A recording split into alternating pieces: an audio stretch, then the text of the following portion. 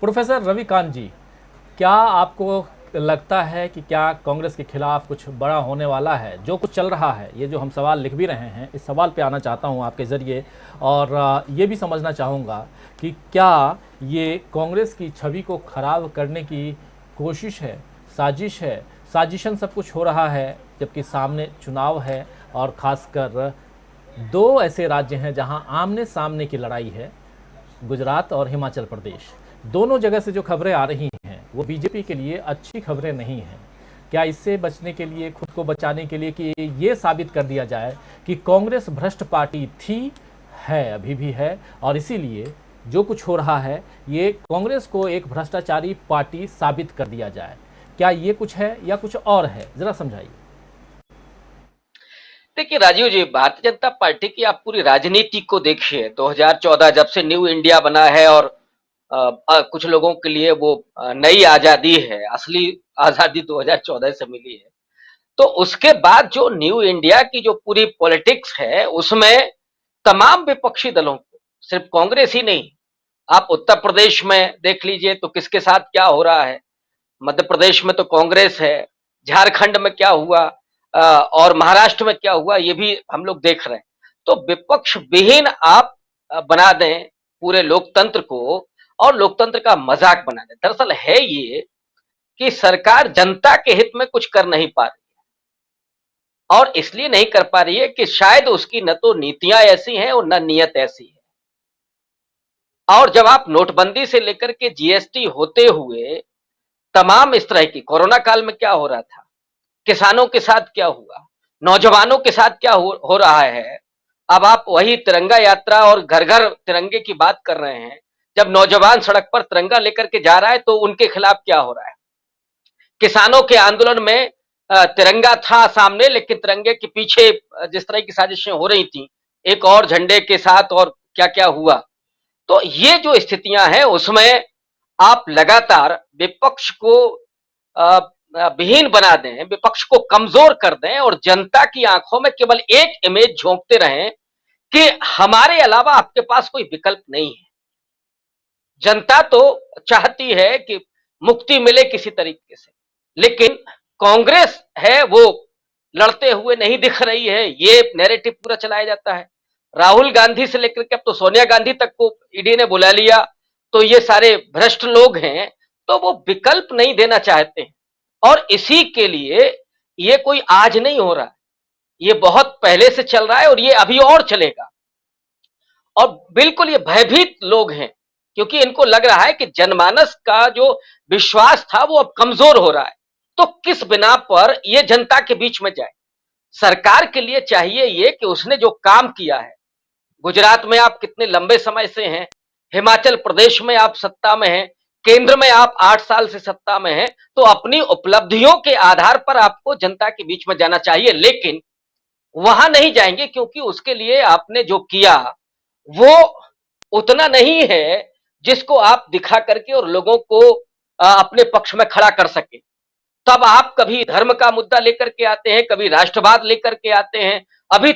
अब तिरंगा ठीक है, हर व्यक्ति के लिए तिरंगा आन बान शान है। 75वें साल में आप प्रतीकों की राजनीति कर रहे हैं। आज होना तो यह चाहिए था कि हर घर से भुखमरी और गरीबी गायब हो जाए, हर घर में बेरोजगार ना हो, यह होना चाहिए था। किसी भी घर में कोई उत्पीड़न ना हो। और आप तो गुजरात से आते हैं, गांधी जी ने जो सपना देखा था कि आखिरी व्यक्ति के आंसुओं को पोंछना, हर घर में आंसू नहीं होने चाहिए था, यह आपका ख्वाब होना चाहिए था।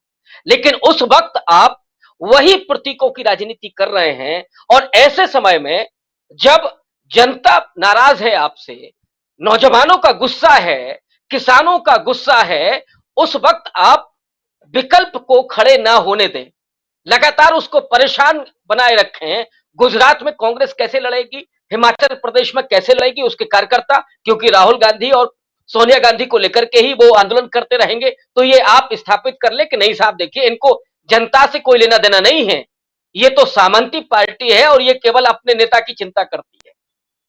ये पूरा माहौल बनाना, यही एक स्ट्रेटजी है। और उसमें मीडिया का क्या रोल है, जुडिशरी के रोल पर खुद जुडिशरी बात कर चुकी है। नितिन गडकरी साहब ने उस पर टिप्पणी की है, तो हम लोगों को करने की कोई जरूरत नहीं है। इसके अलावा जो भी संवैधानिक संस्थाएं हैं, उनको आपने कितना कमजोर बना दिया है कि कोई सरकार की नीतियों पर, सरकार के कार्य प्रणाली पर सवाल नहीं खड़ा कर सकता। और जो सवाल खड़ा करे, जो सवाल पूछे, तो वो देशद्रोही हो जाएगा। ऐसे माहौल में अब लोकतंत्र की हिफाजत करना, संविधान की हिफाजत करना, यह सिर्फ एक दल की जिम्मेदारी नहीं है कि कांग्रेस पार्टी के प्रति हम ये विश्वास, या किसी और विपक्ष के प्रति हम ये सोचे कि नहीं वो अब लोकतंत्र को बचाएंगे और संविधान को बचाएंगे। ये मुझे लगता है कि सामूहिक तौर पर हम सबकी जिम्मेदारी है कि हमें अगर अपनी अभिव्यक्ति की आजादी को बचाए रखना है तो उसके लिए लड़ना होगा। अगर आपको दलितों के उत्पीड़न पर, किसानों की मजबूरियों पर, नौजवानों की जो बेरोजगारी का सवाल है उसको सामने लाना पड़ेगा, तभी ये सरकार समझ पाएगी। अदरवाइज उनके लिए तो वह एक ही नैरेटिव है कि आप विपक्ष को धराशाही करें, उसको कमजोर बनाएं, उसको डिफेम करें और जनता के सवालों को पार्लियामेंट से लेकर के और दूसरे जो और माध्यम है वहां पर आने ही न दें। ये पूरी साजिश चल रही है और चूंकि कांग्रेस प्रमुख भूमिका में है विपक्ष के रूप में, इसलिए उस पर अटैक होना स्वाभाविक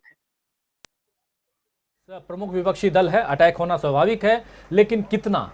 और जैसा अभी प्रोफेसर रविकांत जी भी बता रहे हैं और हमारे तमाम साथी जो पहले बोल चुके हैं वो भी, और सुनील शुक्ल जी भी बता रहे थे कि ये तय मानिए कि राहुल गांधी, सोनिया गांधी गिरफ्तार नहीं होंगे, लेकिन अगर गिरफ्तार होते हैं तो फिर क्या, ये भी समझना होगा।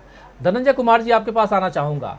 क्या कुछ आप देख रहे हैं अपने नज़रिए से, अपने नज़र से, इसलिए भी क्योंकि लगातार धीरे धीरे कार्रवाई चल रही है। 21 तारीख, फिर 26 तारीख, फिर 27 तारीख, 21 जुलाई, 26 जुलाई, 27 जुलाई को सोनिया गांधी से 3 दिन पूछताछ होती है। उसके बाद फिर ईडी जो है वो कल से हम देख रहे हैं कि नेशनल हेराल्ड के ऑफिस में, और आज सील कर देना। उसके बाद सोनिया गांधी, राहुल गांधी के घर के आगे पुलिस का जमावड़ा, यानी कि कहीं ना कहीं कह रहे हैं राहुल गांधी या कांग्रेस के तमाम नेता कह रहे हैं कि ये नज़रबंद करने वाली हालत दिखाई दे रही है। क्या वैसा ही जैसा कि कश्मीर में हुआ है? तो बहुत सारी बातें आ रही हैं। प्रेस कॉन्फ्रेंस कांग्रेस की खत्म हो चुकी है, बहुत लंबी नहीं थी, 19 मिनट 50 सेकंड की प्रेस कॉन्फ्रेंस थी, लेकिन उसका लबो-लुआब यही था कि जो कुछ है उसकी वो कांग्रेस भर्त्सना कर रही है, और साथ में जो मोदी सरकार कर रही है ईडी के जरिए, उसका पर्दाफाश कांग्रेस करेगी अपने तिरंगा यात्रा के जरिए, लोगों के बीच जाकर के। ये तमाम बातें कांग्रेस के नेता, वरिष्ठ नेता कांग्रेस मुख्यालय से कह रहे थे। अभी खबर ये भी आ रही है कि कांग्रेस मुख्यालय के आगे से बैरिकेड्स जो हैं वो हटा लिए गए हैं, लेकिन सोनिया गांधी और राहुल गांधी के घर